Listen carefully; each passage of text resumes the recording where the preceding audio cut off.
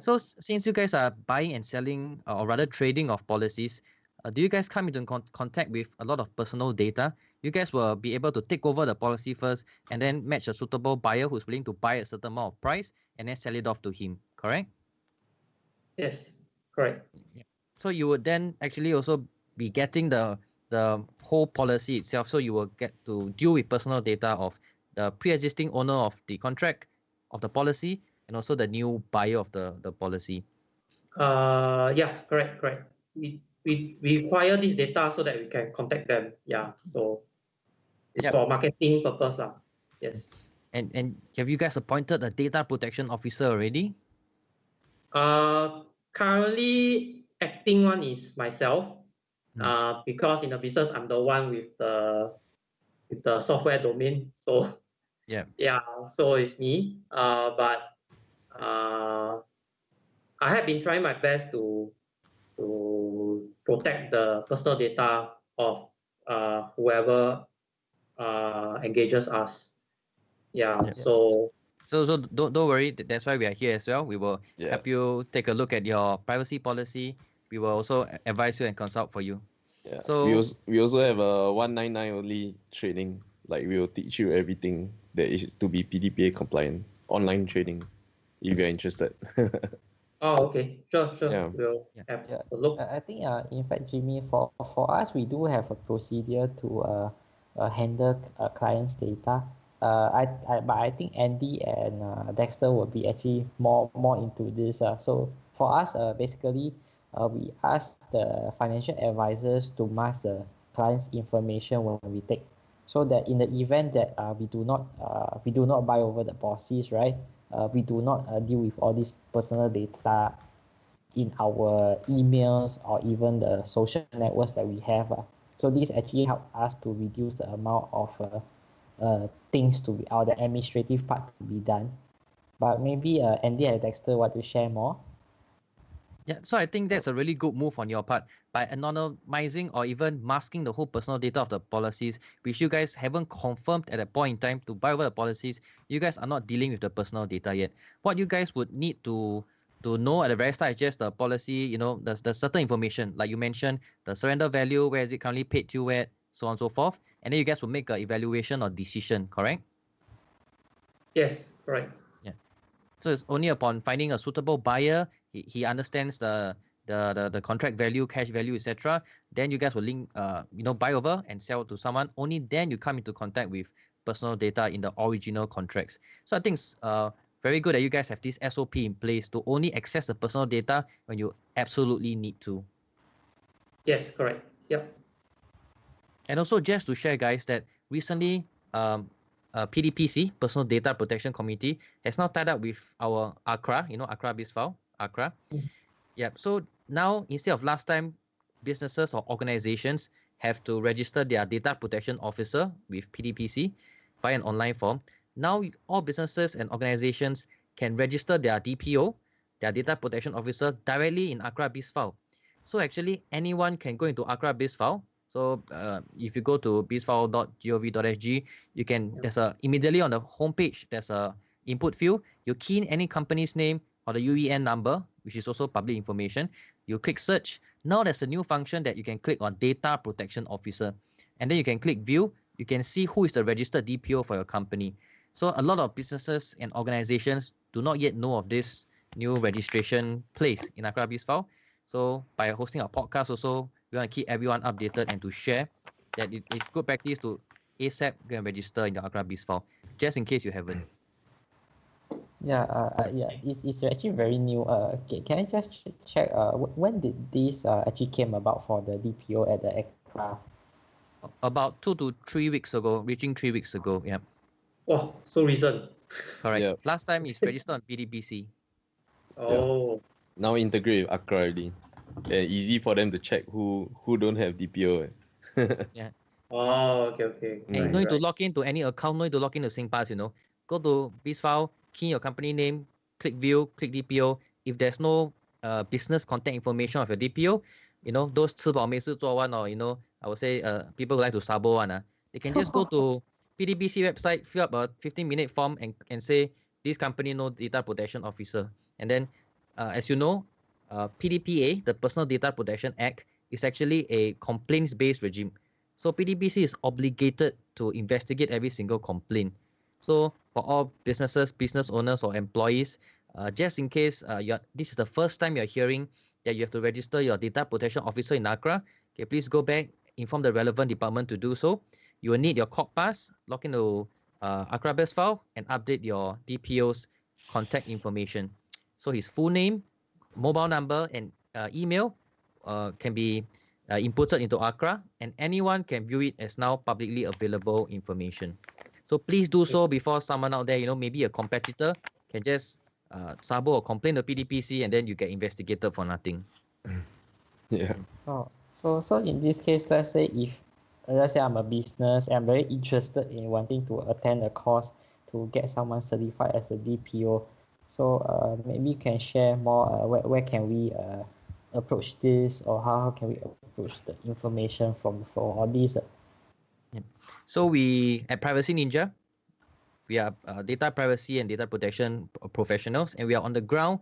We do consultancy for PDPA compliance for businesses, even for the data protection trust marks, which is a higher level to show a company's full accountability to the PDPA. And we conduct regular corporate trainings, which includes both a customized course curriculum that, let's say, the insurance industry, since we are talking about this now, they can come to us. And recently we've had queries from the insurance industry as well for us to design a customized course. So based on what your business activities are, we will go into your company, we will understand certain business processes, and then we will tweak the courseware to be able for the attendees, let's say from the insurance industry, to directly relate to what we are teaching and how PDPA would affect their current SOPs, procedures, and policies to make them better understand and to better relate, and then they can achieve compliance faster. But also because of the COVID, everyone had to stay at home, work from home, and it was mandated by the government. So we introduced this $199 course. It's a half-day course, and then we host it weekly, Wednesdays, through web conference. So it's a live webinar, whereby the same value of our course that we used to teach outside $650, we've lowered this to $199, and then we can teach to the masses as well. So if you guys interested, after this call, I can explain a little bit more. Then maybe we'll see you in the next week's training. Yeah. The main difference between the 199 and 650, 650 is we really go down to your office and then do a full audit at your office and then check all the issues that is not PDPA compliant, and we implement SOPs for the customer. Whereas the 199 one, we just train you by online Zoom call or something, and we will be able to teach you all what you need to do A to Z via online. Yeah. Yep. Okay, understand. Yeah. Okay, and let's also talk about recent news. Did you guys hear about this YouTube channel called SpaceX, that they used the YouTube to scam $150,000 in Bitcoin? I heard of SpaceX as a company that has been testing those rockets that can, land on the ground and then reuse it, right? Correct. Yeah, correct. Right. Yeah. So what happened is actually a lot of like malicious people are creating fake SpaceX YouTube channels. And then they replay old videos like Alibaba together with SpaceX, those kind of conference speeches, 1 hour videos. They keep replaying it, but then they put those nice overlay on the video, ask you to invest, say that Jack Ma also investing and promoting Bitcoin. Please invest your Bitcoin, transfer to this wallet, and sign up. So a lot of people actually went to transfer to the wallet that is stated in the live video. Yeah. So and they really took the effort to grow the channel, right, Dex? I saw one of the channels, these scam channels, got 230,000 subscribers. Yeah. Because it's SpaceX, so they are riding on the SpaceX brand, and then they're riding on Jack Ma's video. Just live streaming and then keep replaying, and then a lot of people thought it's real. Then they just keep sharing with your friends. That's how it went viral. So it's very important to like do due diligence and double check. So actually, I came to know about it because my friend actually sent me this and asked me why I never invest in this. Then when I opened the YouTube link, I say, bro, this is not even Jack Ma. This is an old Jack Ma video many years ago, and it's not even live. Then after that, I went to click on their videos. There's only one video ever created on the channel, which is this live stream that they were trying to scam people. So definitely is a fake channel. Because SpaceX has so many videos on their YouTube channels already. Yeah. Yep. And then as of 8 June, already $150,000 was scammed. And even I and Dexter, we were watching the SpaceX collaboration with NASA, right, to launch the I was watching it live. The rocket. Yeah. So yeah, because of certain news and all online, people now verify the facts, and they see a video. Even live streaming can be used to try to scam people. So unfortunately, a lot of people fall for it. The hackers made off with a 6-digit amount. So YouTube already getting hit under attack with live streaming scams. I believe Facebook definitely will come. So now we are just trying to spread awareness and let our viewers know better. Be sure of the live streams that they are watching and don't anyhow transfer money. It might be fake live streams. Yeah, and speaking of Bitcoin, speaking of crypto, also I recently heard of the news whereby Ethereum transactions, which is like the second most popular crypto. About 2 to 3 transactions. They send about $100-200+ but the transaction fee involved to send out these transactions was $5.7 million. Wow, I don't know how this happened. Dexter, can you share some insight?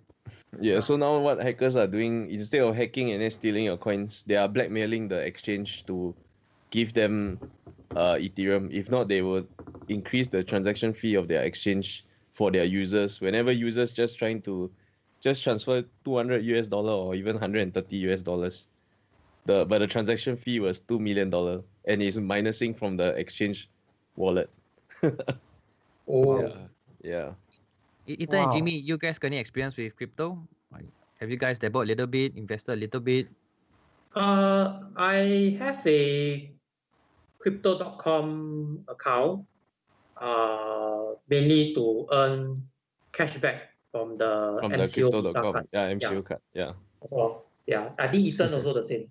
Yeah. Yes, correct. So I also have one, but I'm not really into the crypto space. For me, I'm a financial buff. So basically, when I have the MCO card, it's just about cashback, risk assessment. That's all, basically. Yeah, understand. It is for the cashback, and not more about the crypto thing. Yeah, understand. That's what most people are going for. Also, is because of the cashback. That's why a lot of people get scammed. Also, because a lot of people give like high cashback, then end up people believe, and then they transfer the Bitcoin to invest. That's what's happening to all those wallets. A lot of wallets nowadays, they are, I mean, like those plus tokens, cloud tokens. They were asking people to invest in their wallet, put Bitcoin in their wallet, and then every day they will get daily profits. Yeah, I've heard before. All these are Ponzi schemes. Yeah. Yeah. From the way Ethan speaks, I can feel he's a very prudent spending kind of guy. Everything calculate properly. This one most must go for this one good deal will buy. Oh, that one too risky. I don't take the risk. Are you that kind of guy, Ethan? Did I guess correctly? Yes. Yeah, correct. Actually, I would definitely just weigh what is the risk reward. So even for MCO crypto card, right, I will think of it like if it's a scam, what will happen? So I'm going to lose my $340 or 3,400 that I put inside. But obviously MCO is not like currently, because they are actually tying up with I think Airport Lounge, tying up with quite a few well-known brands. So they are actually, to me at least, they are legit in this case. Yeah, I mean a lot of benefits. Even I myself actually also have a MCO card. I think I applied way back when it just came out, and I used the MCO card for online transactions, maybe on those websites that I don't really trust it, but inside has just the enough amount of crypto and in the dollars fiat currency value that enough for me to buy certain online items.